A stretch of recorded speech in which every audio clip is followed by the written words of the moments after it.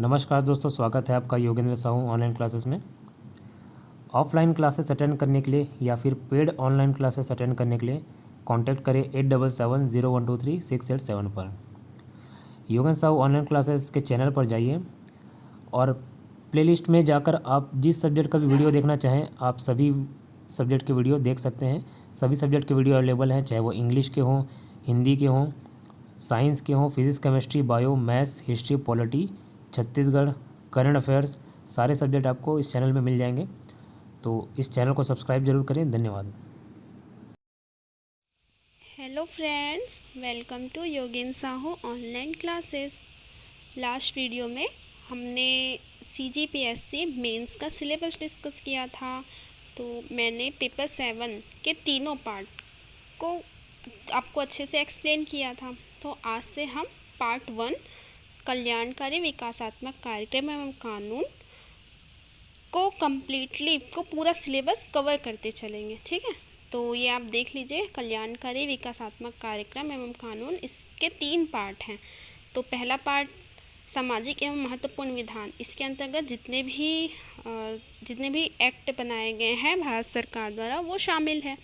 तो इसे हम line by line, point wise cover करते चलेंगे। ठीक है, तो मैंने क्या किया है कि सिलेबस को ऐसे पॉइंट वाइज इसे बांट दिया है ताकि हमको पढ़ने में आसानी होगा। तो ये आप देख लीजिए, आप भी इसी तरह सिलेबस को एक कॉपी में, पेज में, जैसा भी आप नोट्स बना रहे होंगे उस पर आप ऐसा लिखिए तो आपको बहुत ही आसानी होगा।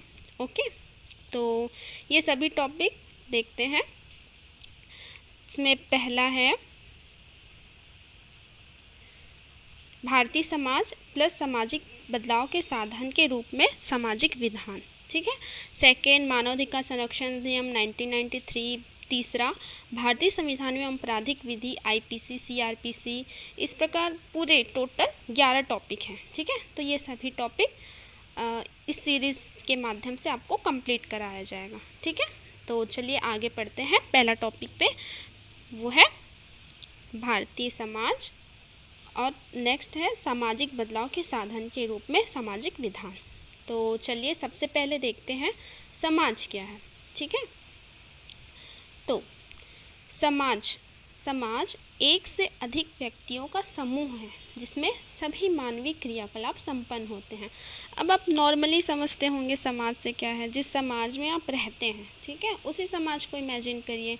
ठीक, इस समाज में एक से अधिक व्यक्ति निवास करते हैं। ठीक है, उन सभी व्यक्तियों को आपस में किसी न किसी आवश्यकताओं के कारण, किसी अन्य सुविधा, है ना, किसी जानकारी या जितने भी मानवीय क्रियाकलाप, जो ये मानवीय क्रियाकलाप बोला गया है इसके अंतर्गत क्या शामिल है, जो सामाजिक सुरक्षा है, जो मानव आपस में मिलकर अपनी सुरक्षा हेतु जो प्रबंध करते हैं। ठीक है, सामाजिक आचरण करते हैं, सामाजिक आवश्यकताएं होती हैं, उनके कारण वे संपर्क स्थापित करते हैं। ठीक, उसी के फलस्वरूप एक समाज का निर्माण होता है। जैसे आप ये डायग्राम में देख सकते हैं, ये सभी मानव हैं। ठीक है, ये मानव की कोई ना कोई आवश्यकताएं होती है, तभी वो एक दूसरे से संपर्क स्थापित करते हैं। इस संपर्क के फलस्वरूप एक समूह का निर्माण होता है। ठीक, जिसे ही समाज कहा जाता है। ठीक है, तो नीचे देखिए दूसरे शब्दों में लिखा भी हुआ है कि समाज सामाजिक संबंधों का जाल है।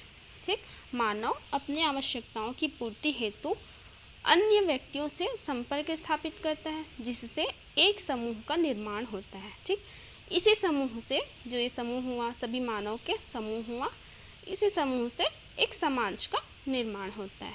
ठीक है, तो समाज क्या है आप तो समझते ही होंगे, आप समाज में ही रहते हैं तो ये इजी है। ठीक, अब आगे बढ़ते हैं। समाज के प्रकार, तो समाज कई प्रकार के होते हैं। जैसे पहला हो गया जनजाति समाज। जनजाति समाज ये क्या हो गया, तो इसे आदिम समाज भी कहते हैं। ठीक है, जो जैसे अपने समाज में हमारे समाज का जब उदय हुआ, ठीक है, तो अपन ऐसा सुने भी होंगे कि हमारे पूर्वज बंदर थे, है ना, वहाँ से वो एक आदिम समाज में निवास करते थे, जंगलों में निवास करते थे। तो वो धीरे धीरे समाज का विकास होता गया। ठीक है, तो पहले हमारे समाज की अगर प्रकार देखें तो जनजाति समाज में बिलोंग करते हैं, ठीक। दूसरा, इनकी जनजाति समाज क्यों कहते हैं, क्योंकि इनकी पृथक विशेषताएं होती हैं। जैसे छत्तीसगढ़ पे ही देख लीजिए, छत्तीसगढ़ को जनजातियों का गढ़ भी कहा जाता है, ठीक है। बेसिकली बस्तर को कहा जाता है, ठीक। तो इनकी एक पृथक संस्कृति होती है, पृथक रीति रिवाज होते हैं, ठीक, जिसके कारण इनको ये आधुनिक समाज से पृथक प्रतीत होते हैं, ठीक है। इनके पृथक रहन सहन होते हैं, जैसे ये सब आप डाल सकते हैं, ठीक। तो ये जनजाति समाज हो गया, ठीक। फिर नेक्स्ट आते हैं कृषक समाज। तो इसे तो समझते होंगे, जो कृषि कार्य से संबंध होते हैं, ठीक है, कृषि कार्य से संबंधित होते हैं, उन्हें कृषक समाज कहते हैं, ठीक। उनका एक अलग वर्ग होता है, कृषक वर्ग सुने होंगे, ठीक। फिर तीसरा औद्योगिक समाज, जो औद्योगिक कार्यों से संलग्न होते हैं, है ना, उन्हें औद्योगिक समाज कहा जाता है, ठीक है।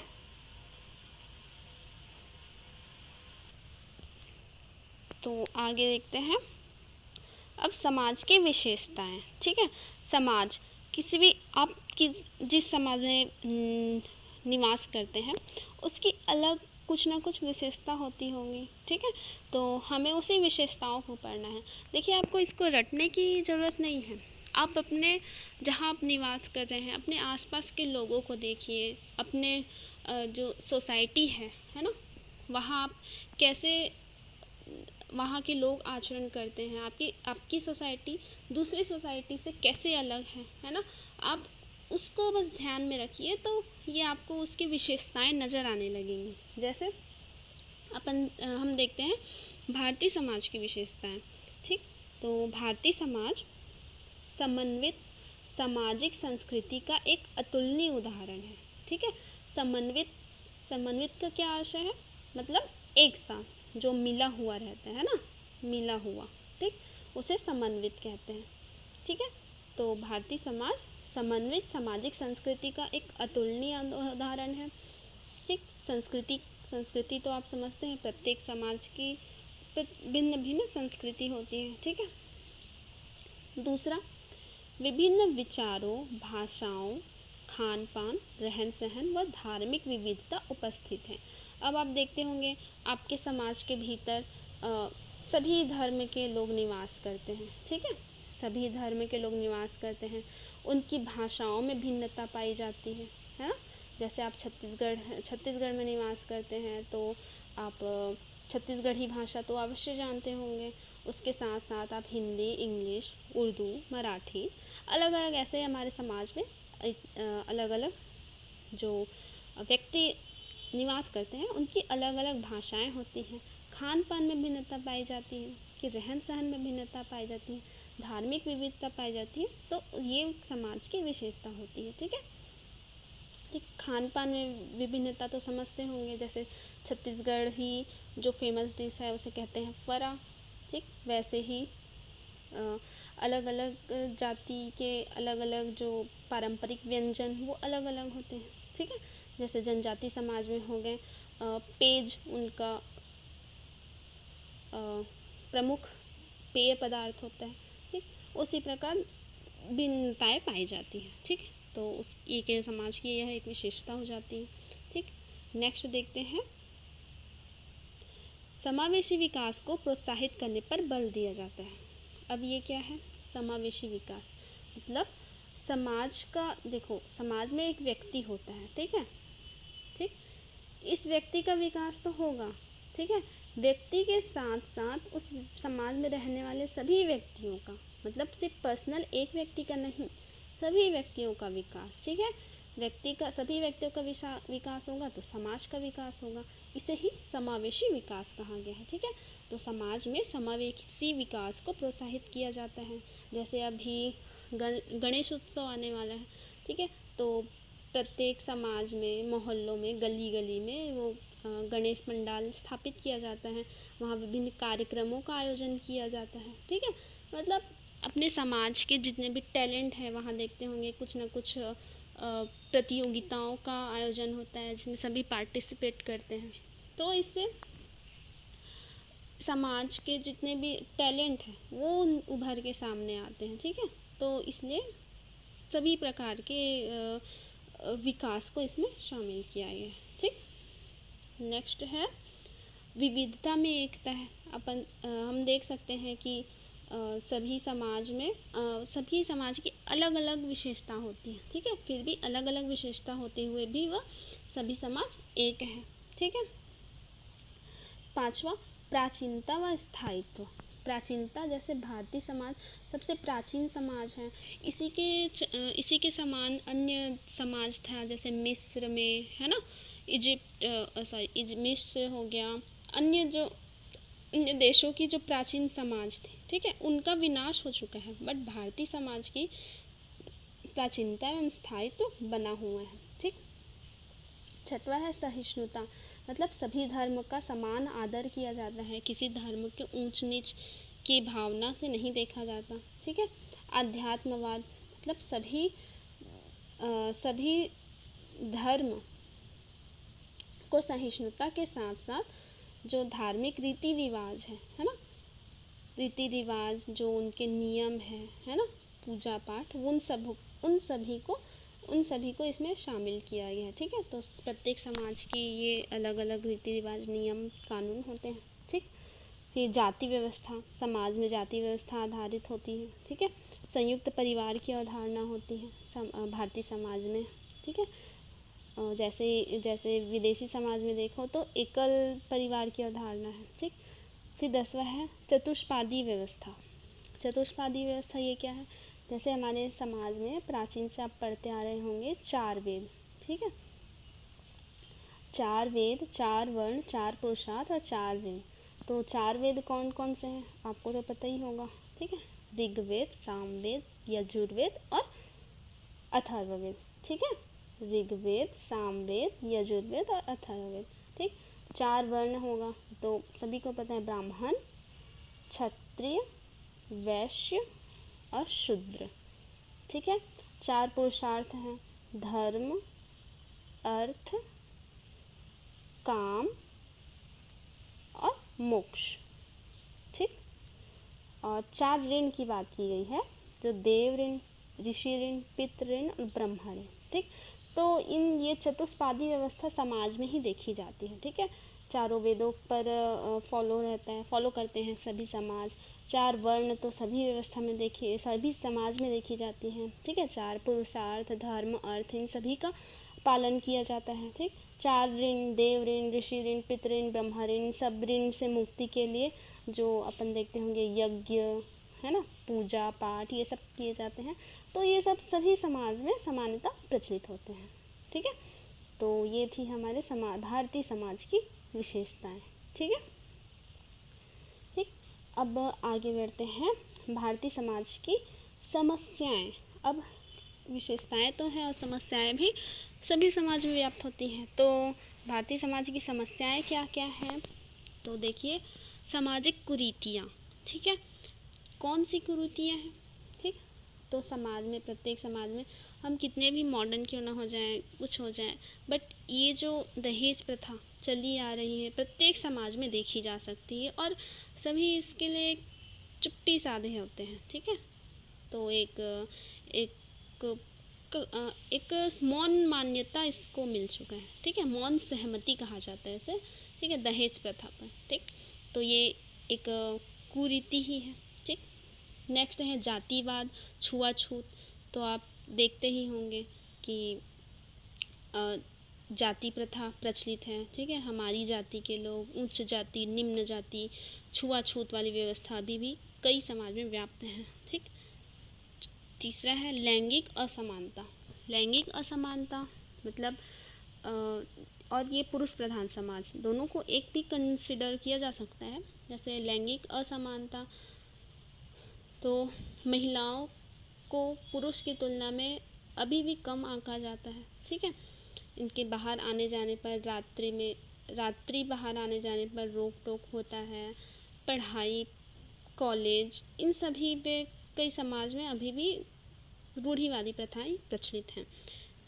लास्ट है बाल विवाह। कई राज्यों में, ज़्यादातर राजस्थान, हरियाणा, इन जैसे राज्यों में बाल विवाह अभी भी प्रचलित हैं। ठीक है, तो ये हमारे समाज की कुछ कुरीतियाँ हैं। ठीक है, नेक्स्ट है आर्थिक समस्याएं। आर्थिक समस्याएं में क्या आ सकता है? गरीबी, ठीक है, बेरोजगारी, भ्रष्टाचार। बेरोजगारी, समाज में लोग बेरोजगारी के कारण गरीबी उत्पन्न होता है। ठीक है, गरीबी बेरोजगारी के कारण भ्रष्टाचार का भी जन्म होता है। ठीक, तो ये सभी एक दूसरे से संबंधित हैं। ठीक है, तो ये समाज की आर्थिक समस्याएं हैं। इसके कारण समाज का विकास नहीं हो पाता है। ठीक है, होता भी है तो अत्यंत निम्न गति से। ठीक, तो ये समाज को पतन की ओर ले जाता है, गरीबी, बेरोजगारी, भ्रष्टाचार। ठीक है, नेक्स्ट है मानवीय पिछड़ापन। मानवीय पिछड़ापन क्या है कि अशिक्षा, किसी समाज में अशिक्षा व्याप्त है, बाल श्रम है, संप्रदायवाद है, मतलब एक संप्रदाय दूसरे संप्रदाय को नीचा दिखाने, जैसे अभी बहुत ही लोकप्रिय है हिंदू मुस्लिम। ठीक है, धर्म परिवर्तन। ठीक है, लालच देकर धर्म परिवर्तन किया जा रहा है, तो सभी अपने अपने संप्रदाय को बढ़ावा देते हैं। ठीक है, तो इससे सांप्रदायिकता की भावना उत्पन्न होता है, जिससे दंगे उत्पन्न होते हैं। हाल ही में अभी रायपुर की ही एक चर्च के जो फादर थे, उन्हें हिंदू संगठन द्वारा मारपीट किया गया, क्योंकि वो जबरन धर्मांतरण कराने का उस पर आरोप लगाया गया था। ठीक है, तो ऐसे जो दंगे हैं वो आए दिन खबरों में आते रहते हैं। ठीक है, तो ये हमारे समाज का एक समस्या है। ठीक, संप्रदायवाद। ठीक है, तो ये हमने देख लिया भारतीय समाज की समस्याएं। ठीक है, तो अपना एक टॉपिक कंप्लीट हो गया, जो है समाज क्या होता है। ठीक है, भारतीय समाज। ठीक है, भारतीय समाज कंप्लीट होता है। अब सामाजिक बदलाव के साधन के रूप में सामाजिक विधान नेक्स्ट अपना टॉपिक है। ठीक है, तो आइए इसे भी देख लेते हैं। ठीक, तो आते हैं अब सामाजिक विधान। ठीक है, सामाजिक विधान से आप क्या समझते होंगे? विधान, विधि, कानून। विधि मीन्स कानून। ठीक है, तो समाज की भी अपनी एक विधि होती है, मतलब कानून होती है, जिसके अनुसार आचरण करना होता है प्रत्येक व्यक्ति को। ठीक, तो उसी सामाजिक विधान किया गया है। जैसे इसका अर्थ देख सकते हैं,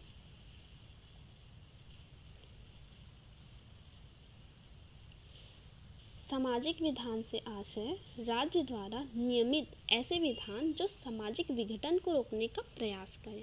मतलब अभी मैंने समस्या में बताया कि धीरे धीरे समाज विघटित होते जाते हैं ना, पतन होते जाते हैं, कहा था। ठीक है, तो समाज का पतन ना हो, उसका विघटन ना हो, इसके लिए सरकार द्वारा समय समय पर कुछ कानून, नियमित कानून विधान बनाए जाते हैं। ठीक है, उसे ही सामाजिक विधान कहते हैं। ठीक है, योजना आयोग, इसकी परिभाषा देख लेते हैं। ठीक है, तो योजना आयोग से आप सब परिचित होंगे। योजना आयोग का गठन 15 मार्च 1950 में किया गया था। ठीक है, उसके अनुसार ये हमारे भारत सरकार की मुख्य सलाहकारी आयोग थी। अब इसका स्थान नीति आयोग ने ले लिया है। ठीक है, तो योजना आयोग ने सामाजिक विधान की परिभाषा बताई थी। ठीक है, तो वो क्या है? प्रचलित कानून तथा वर्तमान आवश्यकताओं के मध्य दूरी को कम करने वाले विधान को सामाजिक विधान कहा जा सकता है। ठीक है, ये कहना क्या चाह रहे हैं? जो कानून अभी प्रचलित है, ठीक है, वर्तमान में जो कानून प्रचलित है और जो वर्तमान आवश्यकता है ना, आवश्यकता जो है उनके मध्य ये जो दूरी आ गई है ना, हमको क्या आवश्यकता है और कानून किस चीज़ के लिए बना है, उनके मध्य दूरी को ख़त्म करना, इसे ही सामाजिक विधान कहा जाता है। ठीक है, तो ये कानून हुआ, ये हमारी आवश्यकताएं हुई, इनके मध्य जो दूरी है उसे ही ख़त्म करना है, जिसे सामाजिक विधान कहा जाता है। ठीक है, तो याद हो गया। ठीक, अब आगे देखते हैं सामाजिक विधान के प्रकार कैसे होते हैं। ठीक है, तो कुछ विधान लिखित रूप में होते हैं, कुछ अलिखित रूप में होते हैं। ठीक है, तो लिखित रूप में कौन कौन से हैं? जैसे जन रीतियाँ, मतलब व्यक्ति है ना, जनता की रीतियाँ, जो रीति रिवाज चले आ रहे हैं, प्रथाएं चली आ रही हैं, लोकाचार, लोक के आचरण में जो चला रहा है उसको लोकाचार कहते हैं। लोक प्लस आचार, ठीक है। लोक नैतिकता, जो नैतिक नियमों का पालन करते हैं, जैसे समाज में वो सुरक्षा बनाए रखना, समाज की सुरक्षा बनाए रखना, शांति व्यवस्था बनाए रखना, ठीक है, नैतिकता का पालन करना, रूढ़ियाँ जो चली आ रही हैं, धार्मिक नियम जो चले रहे हैं, जो सिर्फ समाज में प्रचलित हैं, जो कहीं लिखे हुए नहीं हैं बट समाज में अभी भी प्रचलित हैं, ठीक, उसे अलिखित विधान कहते हैं, ठीक है, या प्राचीन विधान। अब देखते हैं दूसरा, आधुनिक या लिखित विधान। जैसे लिखित विधान जो अंग्रेज़ों के समय पारित किए गए हैं, वर्तमान सरकार द्वारा पारित किए गए हैं, ठीक है, समाज को सामाजिक व्यवस्था को बनाए रखने हेतु, ठीक है। तो जैसे पहला, जैसे देखा जा सकता है सती प्रथा निवारण अधिनियम 1829, ठीक है, ये राजा राम मोहन राय के प्रयासों से पारित किया गया था। इसे आप हिस्ट्री में पढ़े होंगे, ठीक है। हिंदू विधवा पुनर्विवाह अधिनियम 1856, ठीक है, ये भी पारित किया गया था, ठीक। तो ये कुछ लिखित विधान है, और भी हैं, ये तो बस एग्जाम्पल के लिए लिखा गया है, ठीक। तो ये दो प्रकार के होते हैं, पहला लिखित, दूसरा अलिखित, ठीक है। अब नेक्स्ट आते हैं क्षेत्र, सामाजिक विधान के क्षेत्र। तो सामाजिक विधान हम किन किन के लिए, मतलब क्षेत्र में क्या शामिल है कि हम किन के लिए ये विधान बनाते हैं, ठीक है, सिंपल सा याद रखना है, हम किन के लिए ये विधान बना रहे हैं। तो शोषित वर्ग या वंचित वर्ग, ठीक है, जैसे शोषित, हमेशा महिलाएं शोषण का शिकार होती रही हैं, ठीक है, बच्चे, वृद्ध आदि जो आसानी से शोषण किया जा सकता है जिसका, ठीक है, उनको इस वर्ग में शामिल किया जाए। जैसे SC ST पिछड़ा वर्ग, ठीक, इनका भी शुरू से शोषण होते आया है, ठीक है, तो उनके लिए बनाया गया विधान, ठीक। नेक्स्ट है निराश्रित व्यक्तियों से संबंधित विधान, ठीक है। निराश्रित व्यक्ति मतलब जिन्हें उनके परिवार द्वारा किन्हीं कारणवश ठुकरा दिया गया है, या उनके परिवार नहीं है, या ऐसे ही, जैसे जिसमें कुष्ठ रोगी, जो कुष्ठ रोगी हैं उनको सामान्यतः समाज से बहिष्कृत कर दिया जाता है, देवदासी, भिखारी, इन सब से संबंधित जो विधान है वो सामाजिक विधान इसमें शामिल किए गए हैं, ठीक है। फिर तीसरा है मानसिक विक्षिप्त व्यक्ति हेतु, मतलब जो पागल, जो देखे होंगे आवारा घूमते रहते हैं, उनके लिए भी एक विधान बनाया गया है, ठीक है।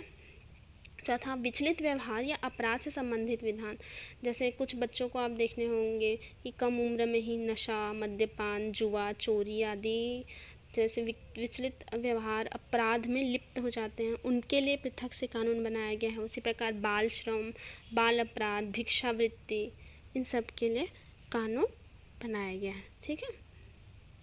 तो ये इनके क्षेत्र में शामिल है, ठीक। अब नेक्स्ट देखते हैं सामाजिक विधान का समाज पर प्रभाव। अब हम कानून तो बना दिए, उसका समाज पर क्या प्रभाव पड़ता है उसे देखना है। तो इसे डायग्राम के माध्यम से समझते हैं।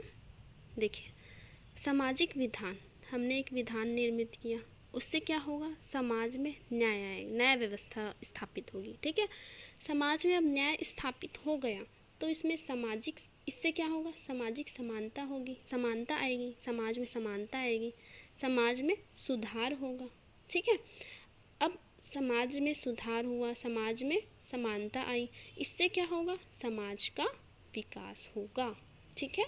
तो आप ऐसे डायग्राम के माध्यम से पढ़ें तो आपको ईजिली समझ आएगा, ठीक है।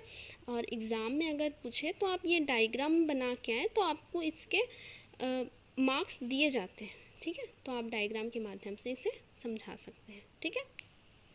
तो एक बार फिर बताती हूँ, सामाजिक विधान बनाने से समाज में न्याय स्थापित होगा, न्याय से समानता आएगी, सुधार आएगा, जिससे समाज का विकास होगा, ठीक है। अब इसे ही आप रिटन फॉर्म में भी समझा सकते हैं, जैसा है समानता की भावना, सामाजिक विधान का समाज पर क्या प्रभाव आएगा, समानता की भावना स्थापित होगी। जैसे वर्तमान में 3 तलाक अधिनियम, 3 तलाक कानून लाया गया ना, जिसका बहुत विरोध भी हुआ था, बट ये महिलाओं की समानता की बात थी, ठीक है। तो इसे पारित कर दिया गया है। ठीक, तो इससे लैंगिक समानता की भावना आएगी। जैसे दूसरा है मनरेगा अधिनियम 2005। ठीक है, इससे भी मनरेगा अधिनियम, जब मनरेगा लागू किया गया था 2009 में, संपूर्ण देश में लागू किया गया, 2005 में इसे लाया गया था। ठीक है, तो इससे लैंगिक समानता की स्थापना हुई। और श्रम मंत्रालय ने कोड भी कहा था कि के अनुसार मनरेगा में 50% महिला मजदूर कार्यरत है। ठीक है, तो मनरेगा, 3 तलाक, ये सब इससे समाज में समानता स्थापित होती है। ठीक है, इक्वलिटी आती है। ठीक, उसी प्रकार हिंदू उत्तराधिकार अधिनियम 1956। ठीक है, इससे महिलाओं को संपत्ति में अधिकार दिया गया है। ठीक है, महिलाओं को उनकी पैतृक संपत्ति में अधिकार प्रदान किया गया है। ठीक है, हिंदू उत्तराधिकार अधिनियम 1956 के तहत। ठीक है, तो ऐसे अनेक अधिनियम हैं, ये तो मैंने एग्जाम्पल के लिए लिखा था। तो इससे क्या होता है, सामाजिक विधान का समाज में क्या प्रभाव पड़ता है, तो समानता की भावना आती है। ठीक है, आप इस डायग्राम को समझ जाएंगे तो आप एक एक पॉइंट को अच्छे से समझा सकते हैं। ठीक है, नेक्स्ट देखते हैं सामाजिक सुरक्षा की भावना। ठीक है, एक तो समाज में समानता की भावना स्थापित होगी, सुरक्षा की भावना स्थापित होगी, जो अपने यहाँ पे टॉपिक में बताया हुआ था, है ना, सामाजिक सुरक्षा सुधार। ठीक है, सुरक्षा की भावना कैसे, जैसे घरेलू हिंसा संरक्षण अधिनियम 2005 ये पारित हुआ, उसके बाद से घरेलू हिंसा, जो महिलाओं में हिंसा है, उसमें कमी दर्ज की गई है। ठीक है, वैसे ही अपना टॉपिक है घरेलू हिंसा अधिनियम, घरेलू हिंसा अधिनियम 2005, जिसे हम डिटेल से कवर करेंगे। और उसी प्रकार SC/ST एक्ट 1989, जिसे हम आगे पढ़ने वाले हैं, इसके तहत जो अनुसूचित जाति जनजाति के व्यक्तियों पर जो शोषण किया जाता था, उसमें कमी दर्ज की गई है। ठीक है, तो इससे समाज में सुरक्षा की भावना उत्पन्न हुई है। ठीक है, अब देखते हैं अन्य प्रभाव क्या है, पढ़ा है अन्य प्रभाव कि शिक्षा का अधिकार। ठीक है, शिक्षा का अधिकार अधिनियम 2009। ठीक, शिक्षा का अधिकार अधिनियम 2009 जब लागू किया गया तो सभी को निःशुल्क 14 वर्ष तक के बच्चों को निःशुल्क एवं अनिवार्य शिक्षा का प्रावधान किया गया। ठीक है, जिससे साक्षरता दर में वृद्धि हुई है। तो 2011 की जनगणना के अनुसार भारत की साक्षरता दर 73% दर्ज की गई थी। ठीक, तो शिक्षा के अधिकार से साक्षरता दर में वृद्धि हुई है। विधवा पुनर्विवाह अधिनियम से महिलाओं की स्थिति में सुधार हुई है। स्त्री शिक्षा से आज समाज प्रोग्रेस कर रहा है। ठीक है, स्त्री की शिक्षा संपूर्ण समाज को शिक्षा देने के बराबर होता है। ठीक है, एक स्त्री को शिक्षित किया जाए तो आप संपूर्ण परिवार को शिक्षित कर रहे हैं, ऐसा कोट था स्वामी विवेकानंद जी का। ठीक है, तो ये सभी अन्य प्रभाव पड़ते हैं। ठीक, तो आज के टॉपिक यही समाप्त होता है। तो आज हमने सामाजिक कानून, सामाजिक और महत्वपूर्ण विधान में से पहला टॉपिक, पेपर 7 का पहला टॉपिक, भारतीय समाज सामाजिक बदलाव के साधन के रूप में एक विधान, ये टॉपिक कवर किया है। ठीक है, नेक्स्ट वीडियो में हम मानवाधिकार संरक्षण अधिनियम 1993 के बारे में विस्तार से डिस्कस करेंगे। ठीक है, तो आज का टॉपिक ख़त्म करते हैं। इस सीरीज़ के माध्यम से आपको संपूर्ण टॉपिक पेपर 7 का लाइन बाय लाइन कवर कराया जाएगा। तो हमारे चैनल से बने रहिए और वीडियो को लाइक एंड सब्सक्राइब करें। Thank you.